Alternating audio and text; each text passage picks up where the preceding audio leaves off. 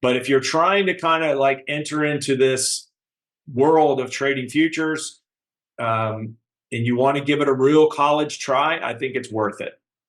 That's just my opinion. Could you do it over here on Thinkorswim? Absolutely.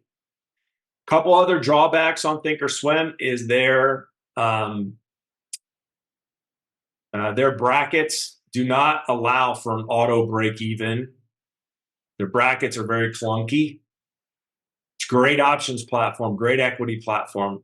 Not so much futures. No, Clarence, I'm using Trade-of-8.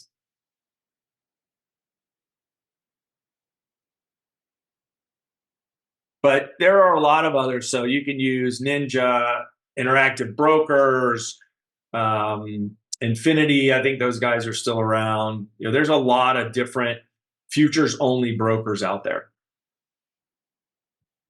But again, it's the name is, or the description rather speaks for itself. That's all they do.